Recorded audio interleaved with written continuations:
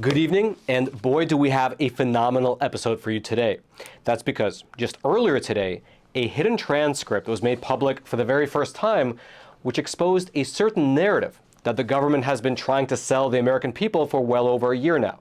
Specifically, this was a never-before-made public January 6th transcript, which undermines one of the central claims that was made by the House Select Committee, the claim regarding the 10,000 National Guard troops. Let me briefly explain what the claim was, and then subsequently what this new transcript reveals.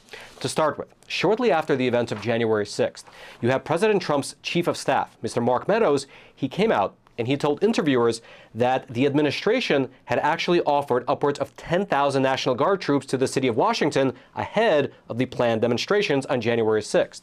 For instance, during an interview over on Fox News, here's specifically what Mark Meadows said. That the president was very vocal in making sure that we had plenty of National Guard, plenty of additional support, because he supports the rule of law, he supports our law enforcement, and offered additional help. Even in January, that was given. As many as 10,000 National Guard troops were told to be on the ready by the Secretary of Defense. That was a direct order from President Trump. And yet here's what we see is there's all kinds of blame going around, but yet not a whole lot of accountability. That accountability needs to rest with where it ultimately should be, and that's on Capitol Hill.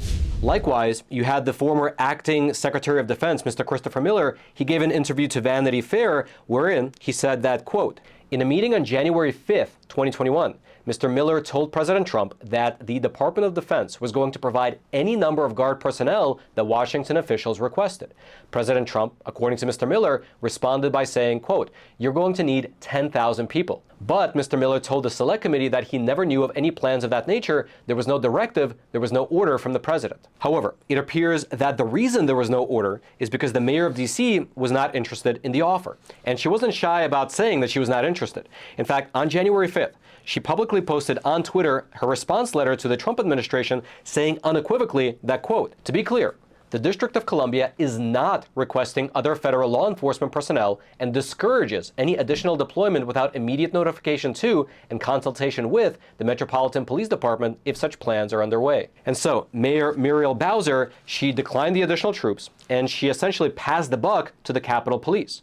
However, it was later revealed that the Capitol Police was likely hamstrung by politics.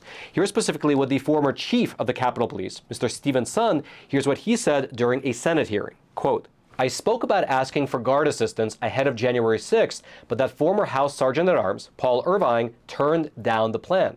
Mr. Irvine stated that he was concerned about the optics of having National Guard present and didn't feel that the intelligence supported it." And so, based on these different data points, it appears that what took place was that President Trump and his staff were offering National Guard troops to the city of Washington. It was just that the city was not interested for one reason or another. And this whole back and forth exchange, well, it was actually summed up quite succinctly in a CNN town hall. Take a listen. One of the big problems was that Nancy Pelosi, Crazy Nancy as I affectionately call her, Crazy Nancy Pelosi and the mayor of Washington were in charge, as you know, of security. And they did not do their job. They're not in charge of the National Guard. You're in charge of the National Guard. Well, I offered them National Guard. I said, we'll give you soldiers, we'll give you National Guard, we'll give you whatever you want. And they turned me down. And in fact, she turned me down. She turned me down in writing. They turned me down. But your acting Defense Secretary, Chris Miller, at the time, he says you never gave a formal order to deploy the National Guard. But when it came to that day... Just the opposite. Chris Miller wrote a book, and he's a fantastic guy, and he was ready to go. They turned him down. If you look, the mayor of Washington, D.C., lovely lady, she said, we don't want it. We don't like the look. Nancy Pelosi said, oh, we don't like the look. If they would have had I offered them 10,000 soldiers. I said, it could be 10, it could be more, but I offered them specifically 10,000 soldiers. If they would have taken 500 soldiers, you wouldn't have had the problem. They turned it down. And if you look at the Inspector General report, he says they turned it down. They made a terrible mistake. However, this is where things, you can say, got a bit interesting. Because despite this testimony, last year, while Democrats were still the majority in the House of Representatives, well, the Select Committee to investigate the January 6th attack on the U.S. Capitol, they released their official final report. This report, which you can see up on your screen, and for your reference, it was 845 pages long, it was then echoed by news outlets across the whole country. And the report contained in it some very specific conclusions regarding the question of National Guard troops. And among those was the following, quote, President Trump had authority and responsibility to direct deployment of the National Guard in the District of Columbia, but never gave any order to deploy the National Guard on January 6th or any other day. Then, if you go a little bit down in the report, it mentions the question of National Guard troops again and includes a small snippet from a certain transcript. Quote, some have suggested that President Trump gave an order to have 10,000 troops ready for January 6th. The Select Committee found no evidence of this. In fact, President Trump's acting Secretary of Defense, Christopher Miller, directly refuted this when he testified under oath. And then below that is the small snippet. Question, to be crystal clear, there was no order from President Trump to put 10,000 troops to be on the ready for January 6th, correct? Then Miller responds, no, yeah, that's correct. There was no order from the president. And so there's a lot to unpack here. The final report, it unequivocally wrote that the Select Committee found no evidence that Trump gave an order for 10,000 troops. However, that's a game of semantics. That's because while it might be true that there was no order to deploy 10,000 troops, that was very likely because the offer of the troops was rejected by the local civilian leadership. In fact, in this final report, the comments from Mark Meadows are not included. The statements from President Trump himself are not included.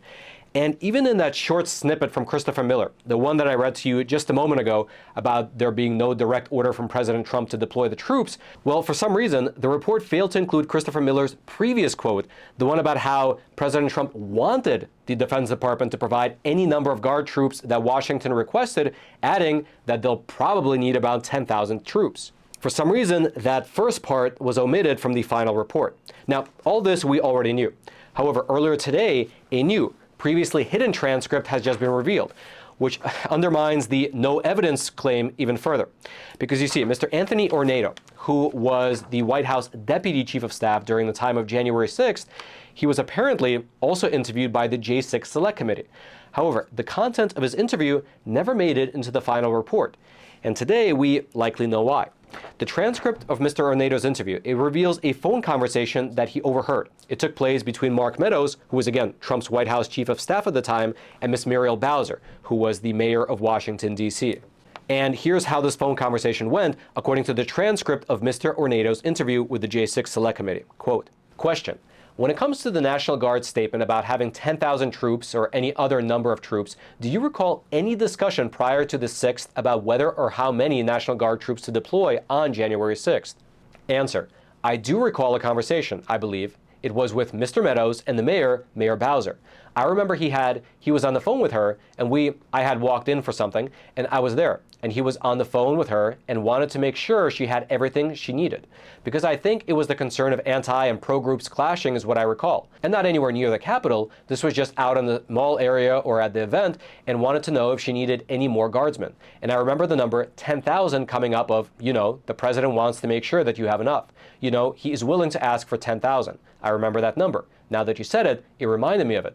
And that she said she was all set. She had, I think it was like 350 or so for intersection control and those types of things, not in the law enforcement capacity at the time. And then that's the only thing I recall with that number, 10,000 National Guard guardsmen. All right, just to pause here for a super quick moment. Listen, it's obvious that the financial system is not looking too great. After being pumped up with trillions of virtually free government dollars for many, many years now, well, the stock bubble might actually burst in the near future. And in that process, unfortunately, it could take away the nest egg of anyone who happens to be exposed to it. And so consider taking this opportunity to diversify into something which is beyond the grasp of Washington, D.C. and Wall Street, physical gold and silver. And the best company to use, in my opinion, is the sponsor of today's episode, American Hartford Gold, who, I should mention, is also my own personal gold and silver bullion dealer. And besides myself, they have thousands of 5-star reviews from other Americans, and they also have an A+ rating with the Better Business Bureau. And working with them is rather simple. They have a huge selection of coins, bars, and rounds to choose from. They have super friendly staff who you can call, and they can set up either gold delivery directly to your doorstep, or they can even set you up in a gold IRA. And then lastly, best of all, if you tell them the Roman sent you, they will throw in a free gold coin with your first qualifying purchase. So give them a call. The number is 866-242-2352. That's 866-242-2352. Or you can simply text Roman to 65532. I'll also throw a link to their webpage. It'll be down there in the description box below. Meaning that according to the White House Deputy Chief of Staff, he testified that he heard a conversation wherein his boss extended an offer of 10,000 National Guardsmen to the D.C. mayor, only to have her rejected. Now, you would assume that that would be significant and that it would be included in the final report if the report aimed to paint an honest picture of what actually happened on that day. But you would be wrong. This transcript was buried, never released to the public, not included in the final report, and instead, as I mentioned earlier, the final report conclusively stated that the committee found, quote, no evidence to support the idea of 10,000 National Guard troops being ordered. But what's really funny about it is that the Select Committee does have plausible deniability, because the way that they wrote the report, they did not mention at all the question of whether Trump offered the National Guard troops. They only wrote that he never ordered the troops. And because of that small detail, technically, they're not lying. They're just also not really telling the truth. And they continue to do so. For instance, after this transcript was made public, Ms. Liz Cheney, she defended herself as well as this final report over on Twitter by writing that, quote, you might want to actually read the January 6th report.